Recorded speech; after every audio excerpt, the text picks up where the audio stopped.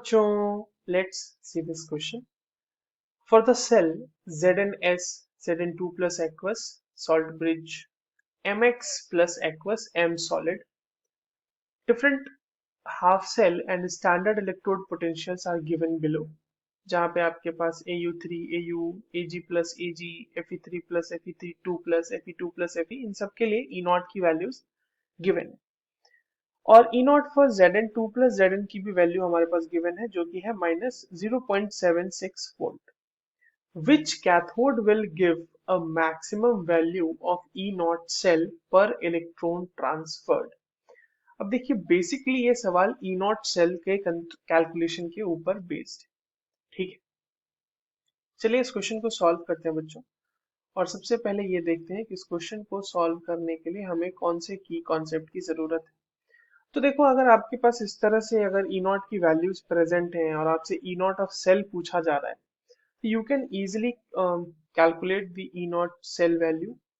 E not of cell is equals to E not, जो कि reduction potential ही होगा, reduction potential for cathode minus E not reduction potential anode.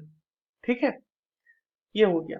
अब एक एक करके जो हमारे पास जितने भी इलेक्ट्रोड गिवन है उन सबको हम Zn के साथ कंबाइन करके देख लेते हैं और देखते हैं कि किसके लिए ई नॉट की वैल्यू पर इलेक्ट्रॉन ज्यादा आने वाली है. चलिए एक एक करके सारे इलेक्ट्रोड्स को देखते हैं. जो सबसे पहला इलेक्ट्रोड है हमारा वो है Au वाला. तो उसके लिए जो बैलेंस्ड इक्वेशन होगा बच्चों वो होगा 3Zn प्लस 2Au3 प्लस, देखो एनोड हमारा सब में सेम रहेगा, वो है Zn. कैथोड हमें सिर्फ चेंज कर करके देखना है. तो 2Au3 plus, this will be giving 2Au plus 3Zn2 plus. अब देखिए इस पूरे एक्सचेंज में, मतलब इस पूरे चेंज में 6 इलेक्ट्रॉन्स एक्सचेंज हुए होंगे. ठीक है, ऑब्वियस सी बात है, एक Zn से Zn2 प्लस जाने के लिए 2 इलेक्ट्रॉन, तो 3 के लिए 6. सिंपल सा कैलकुलेशन. अब देखिए ई नॉट की वैल्यू क्या आ जाएगी बच्चों. ई नॉट सेल की वैल्यू आ जाएगी यहाँ पे 1.40, जो कि ये Au वाले इलेक्ट्रोड के लिए वैल्यू गिवन है, वही हमारा कैथोड होगा, माइनस माइनस 0.76 वोल्ट. ये कितना आ जाएगा, ये आ जाएगा 2.16 वोल्ट. मगर ये जो आया ये हमारा 6 इलेक्ट्रॉन के लिए आया है. ठीक है, पर इलेक्ट्रॉन की अगर हम बात करें तो वो कितना आ जाएगा, 2.16 divided by 6, that is 0.36 volt. तो ये तो पहले वाले के लिए आ गया. चलिए दूसरा देखते हैं. दूसरा हमारा कौन सा इलेक्ट्रोड है, जिंक का इलेक्ट्रोड है सिल्वर के साथ. तो Zn plus 2Ag plus giving 2Ag plus Zn2 plus. ठीक है, इस पूरे में 2 इलेक्ट्रॉन का एक्सचेंज हो रहा होगा. इस पूरे एक्सचेंज में आप देखो सिर्फ Zn से Zn2 प्लस जा रहा है. तो अब देखिए यहाँ पे ई नॉट सेल की वैल्यू क्या हो जाएगी, ई नॉट सेल की वैल्यू हो जाएगी 0.80 Ag वाला कैथोड माइनस 0.76, ये आ जाएगी वैल्यू 1.56. ये जो वैल्यू आई है ये 2 इलेक्ट्रॉन के लिए आई है. पर इलेक्ट्रॉन हमें देखना है, तो पर इलेक्ट्रॉन कितना हो जाएगा बच्चों, पर इलेक्ट्रॉन हो जाएगा 1.56 डिवाइडेड बाय 2, दैट इज 0.78. ठीक है, इतना हमें कर लेना है. तीसरा कौन सा इलेक्ट्रोड है देखते हैं, वो है Zn प्लस 2Fe3 प्लस.